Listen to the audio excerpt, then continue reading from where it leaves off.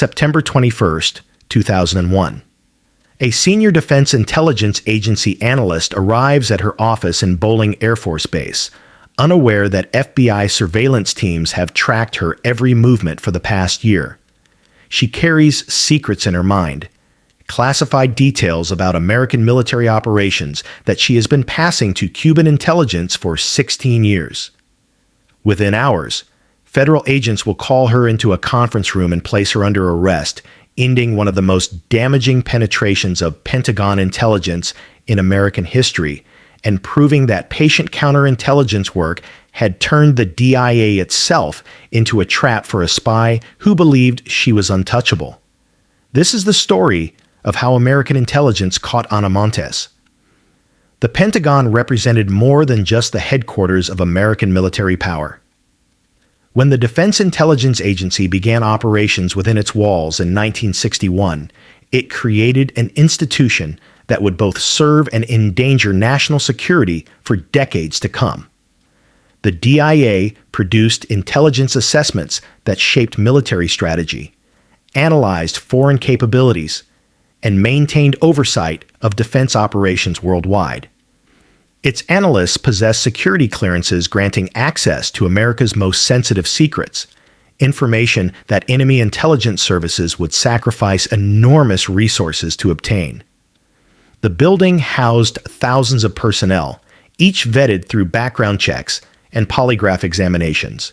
Yet the very scale of operations created opportunities for espionage to flourish undetected. Security measures were extensive, designed to detect and deter espionage through multiple layers of protection. Compartmented access systems limited information flow. Polygraph examinations screened for deception. Counterintelligence officers monitored personnel for suspicious behavior. Random audits tracked document handling. Yet thousands of cleared personnel created countless potential vulnerabilities. Each analyst with access to classified material represented a possible compromise point, a human being susceptible to ideology, financial pressure, ego, or coercion. The system functioned on the assumption that vetting processes would identify unsuitable candidates before they gained access, and that monitoring would detect betrayal once it began. Both assumptions would prove dangerously optimistic. The challenge was not whether hostile intelligence services would attempt penetration, but how deeply they had already succeeded. Ana Belén Montes was not an obvious candidate for treason.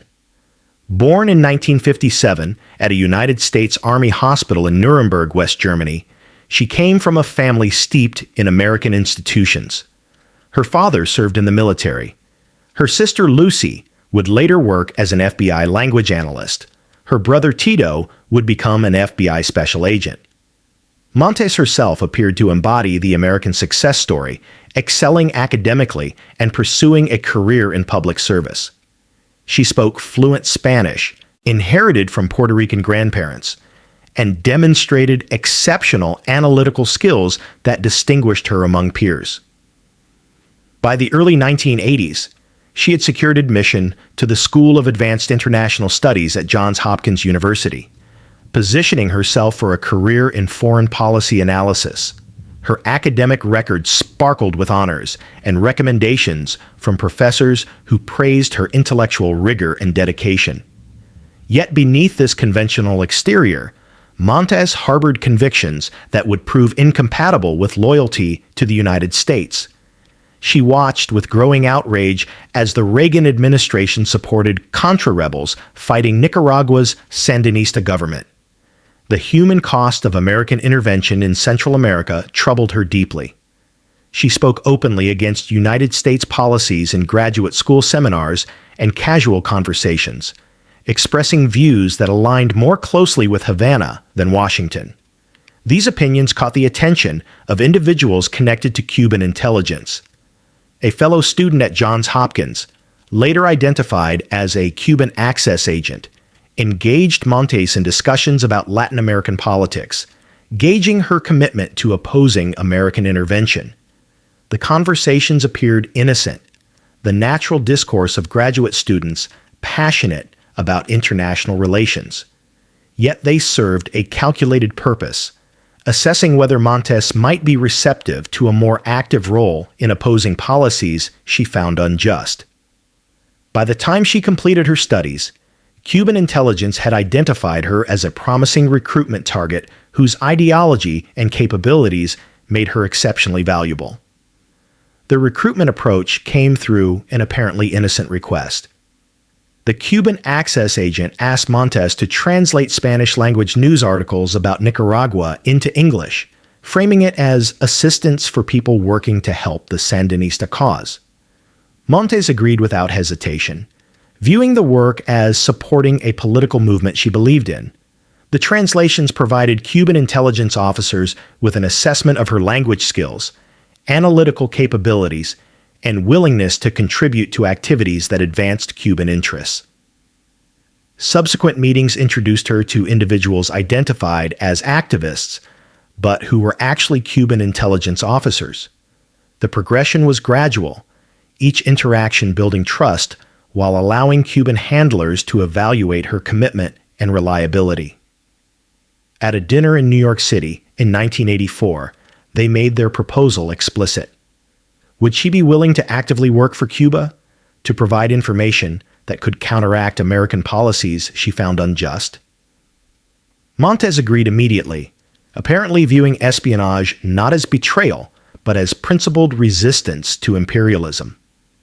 Cuban intelligence officers understood that recruiting Montes represented only the first step. To provide valuable intelligence, she needed access to classified information, which meant securing employment within the American intelligence community. They instructed her to apply for positions that would grant such access, guiding her career choices toward opportunities within agencies that handled sensitive material.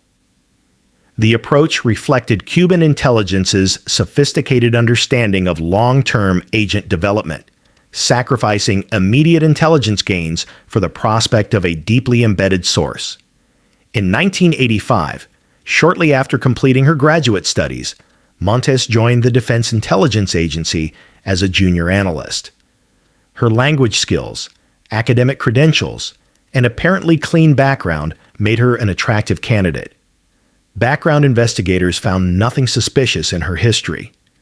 Her graduate school political opinions, while left-leaning, fell within the range of views common in academic environments and raised no red flags. She passed the required polygraph examination, either through luck or through techniques Cuban intelligence had taught her during training sessions in Havana. Within months of recruitment, Cuban intelligence had successfully placed an agent inside one of America's most sensitive institutions. The penetration represented a significant intelligence coup for Havana, providing access to Pentagon assessments of military capabilities, strategic planning, and intelligence operations throughout Latin America. For Ana Montes, it marked the beginning of a double life that would last 16 years, requiring her to maintain the facade of a dedicated American intelligence analyst while systematically betraying the institution that employed her. The intelligence Montes provided to Cuba exceeded what Havana's analysts had hoped to obtain from any single source. She revealed the existence of a highly classified United States reconnaissance satellite, reportedly part of a National Reconnaissance Office black program that had cost hundreds of millions of dollars to develop and deploy.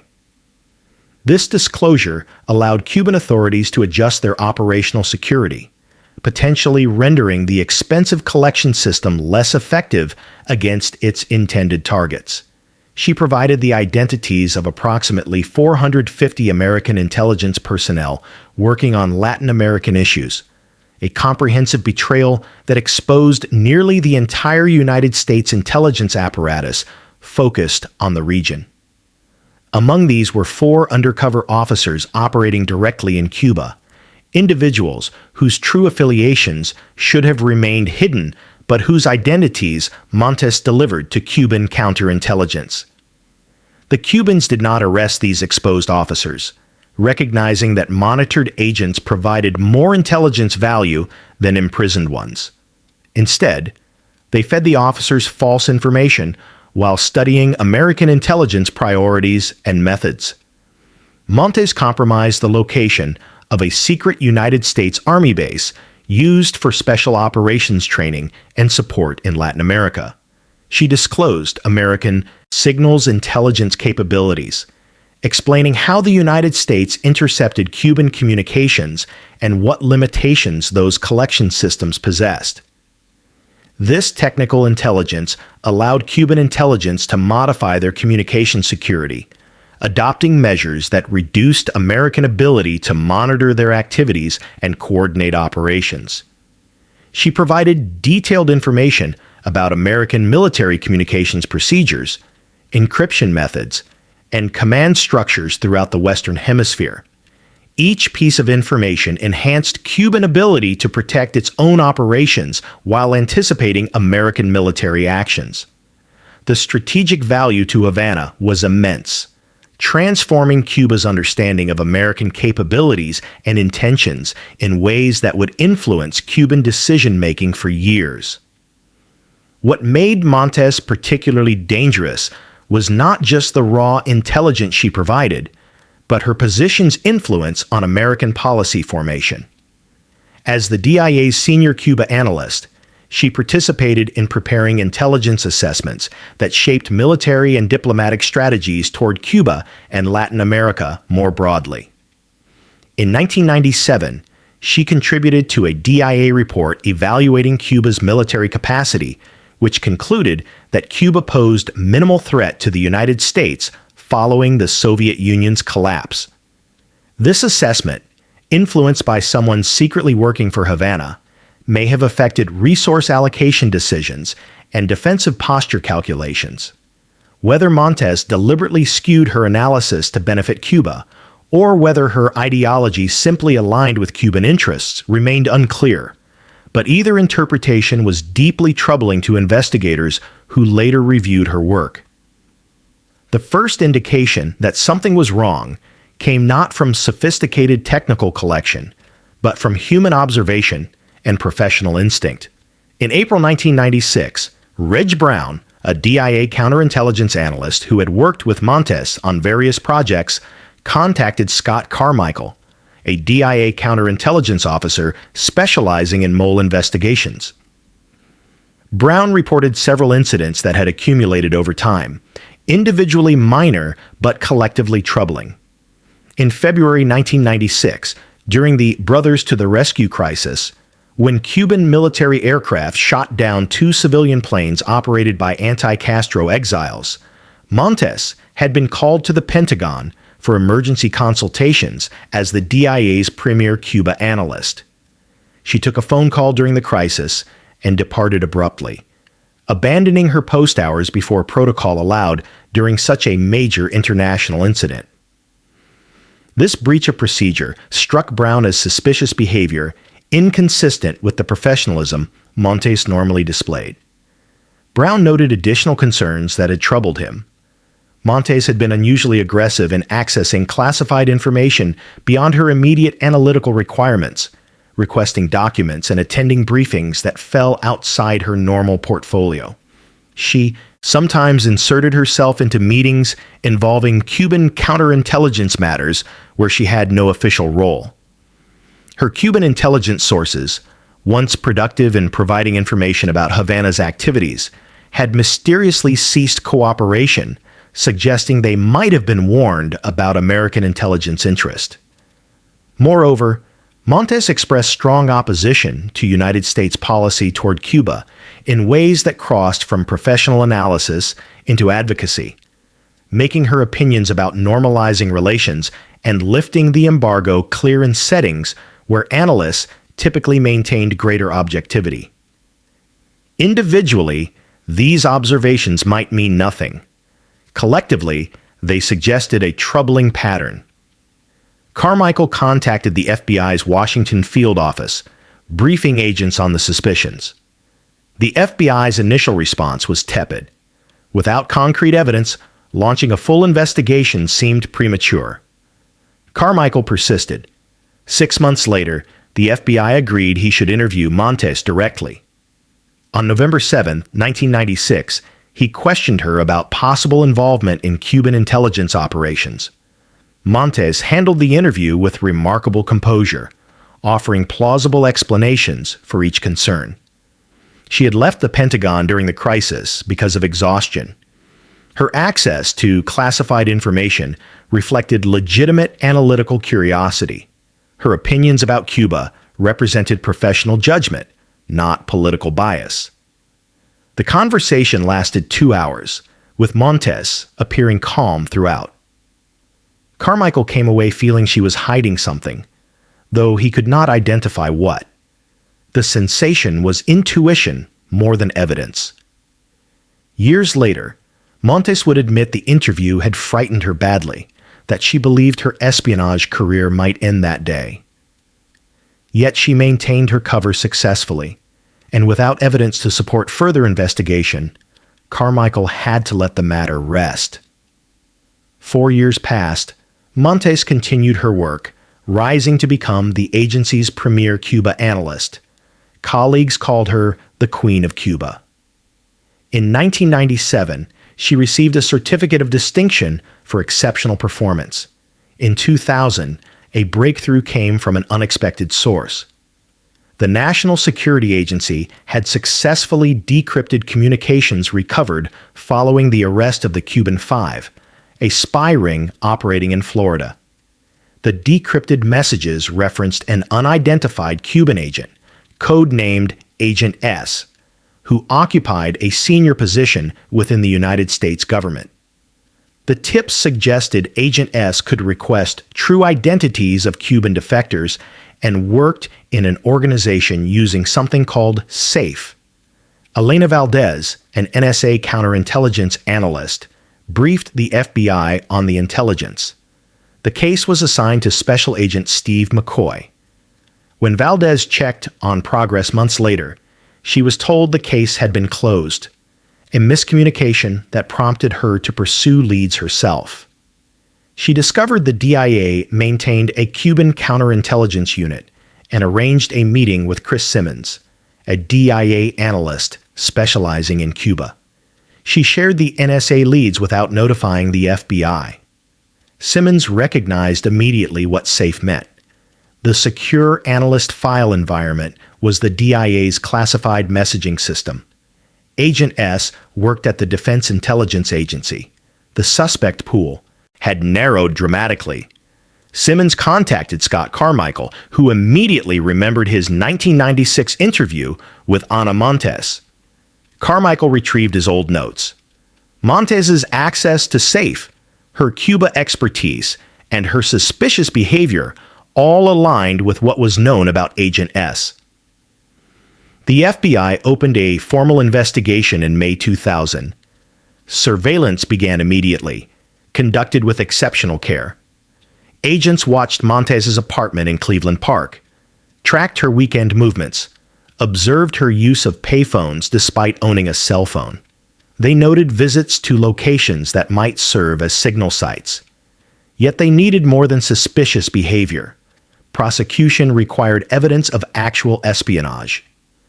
Building probable cause for a covert entry warrant consumed months of patient work. In October 2000, the FBI received authorization for surreptitious search of Montes's apartment. Agents waited until she traveled to Florida, then entered with a team of technical specialists. What they found confirmed their worst suspicions. Her laptop contained classified information that should never have left the DIA. A Toshiba shortwave radio sat on her desk, tuned to frequencies used for Cuban intelligence broadcasts. They discovered encrypted disks and deleted files containing communications with Cuban handlers, operational instructions, and copies of classified assessments. The evidence team photographed everything and planted audio surveillance devices before departing. The FBI now possessed proof Montes was an active spy. Yet agents wanted more than arresting a single spy. They hoped to identify her Cuban handlers. Surveillance continued through winter and spring of 2001, every additional week carrying risks that Montes might detect surveillance or compromise additional operations. By early September 2001, the investigation had reached a critical juncture. Federal prosecutors believed they had sufficient evidence for conviction. Then, on September 11th, hijacked aircraft struck the World Trade Center and Pentagon. Scott Carmichael watched smoke billow from the Pentagon that morning. He understood immediately that the terrorist attacks would demand a massive intelligence response. Within hours, DIA leadership assembled a task force to support anticipated military operations against Afghanistan.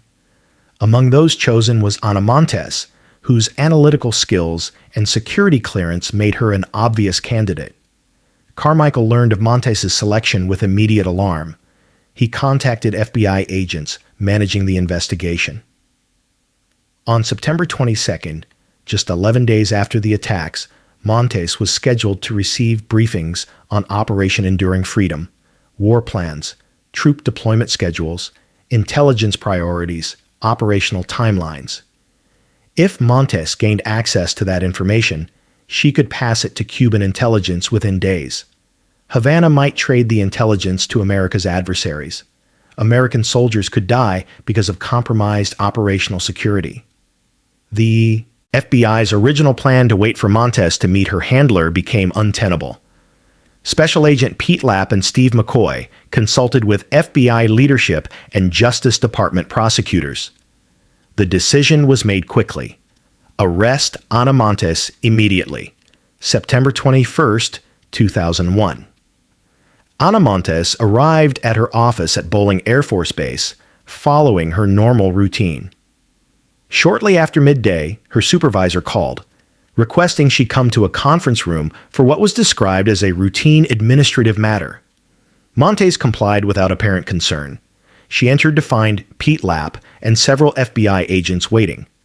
Lapp identified himself and informed Montes she was under arrest for conspiracy to commit espionage. He advised her of her rights as agents moved to place her in handcuffs. Montes displayed no emotion, her expression neutral. She requested an attorney immediately, then fell silent. Lapp would later describe her demeanor as remarkably stoic, as if she had always known eventual arrest was possible and had resolved how she would respond. That same day, FBI agents executed a search warrant at her apartment, seizing laptop computers, the shortwave radio, tape recorders, encrypted disks, foreign currency, and 5 passports issued by different countries.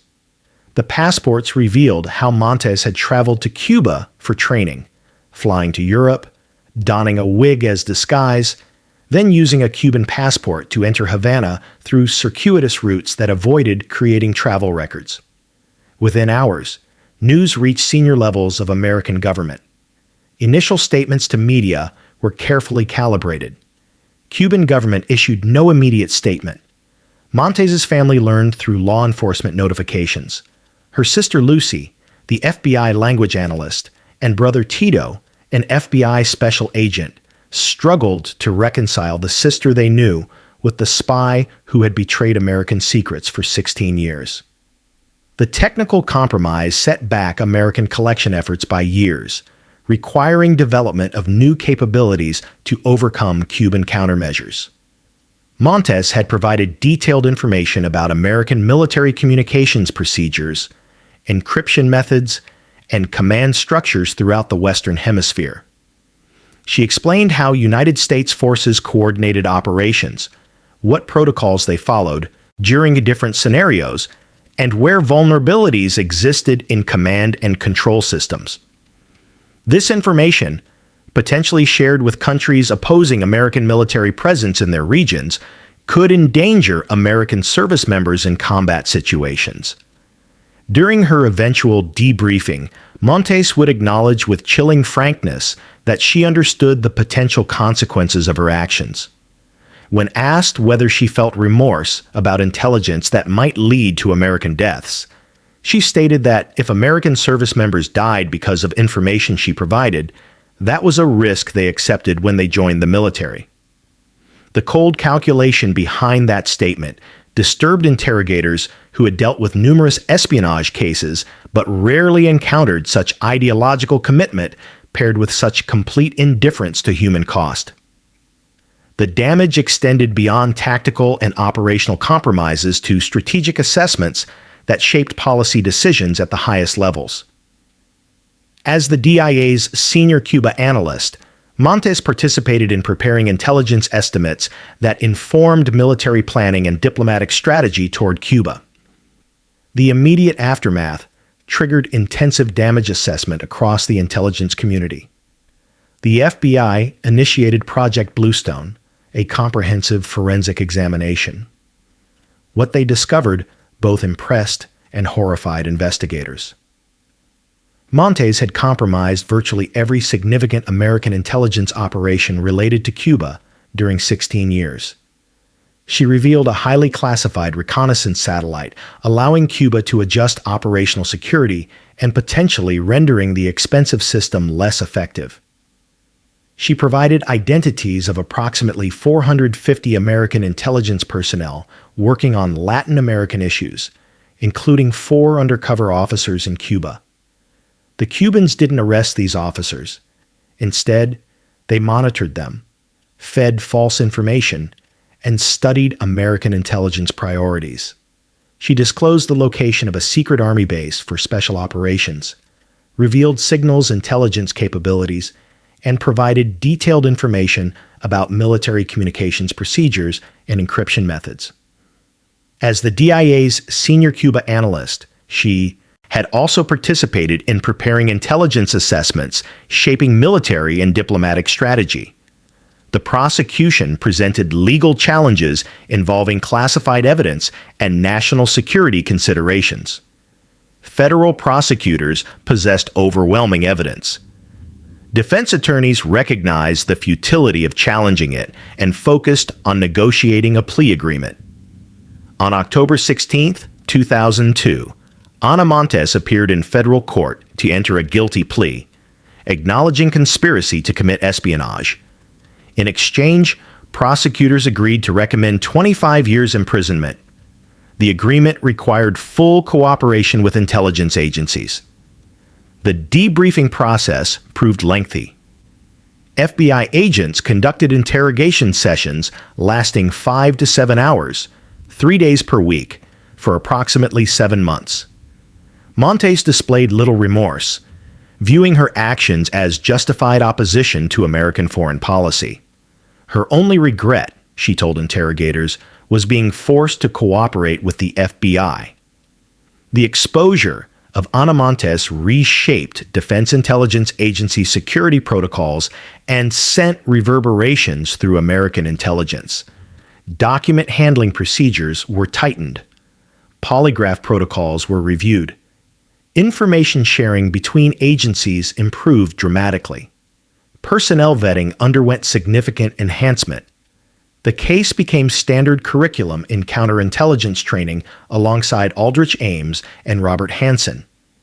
Ana Montes entered the Federal Correctional Institution in Carswell, Texas, in 2002. She maintained a low profile during incarceration, providing occasional statements through intermediaries defending her actions as justified resistance. She expressed no regret, claiming she would make the same choices again. Her family maintained distance throughout her imprisonment. In January 2023, Ana Montes was released after serving 20 years and 4 months, having earned time credits for good behavior. She departed quietly, settling in Puerto Rico. Her release generated media coverage, with some treating her as heroic while others condemned her as a traitor. Montes issued a statement in Spanish requesting privacy, offering no apology for her espionage. Thank you for watching this story until the end. The case of Ana Montes stands as one of the most significant counterintelligence operations in modern American history, proving that even the most trusted analysts can harbor divided loyalties and that catching them requires patience, expertise, and institutional commitment to security. If you found this investigation compelling, please share it with others who appreciate the hidden operations that shape intelligence history. Subscribe to our channel and hit that notification bell so you never miss our next deep dive into the espionage cases that tested America's defenses. Your support helps us bring these remarkable stories to light. Until next time, stay curious.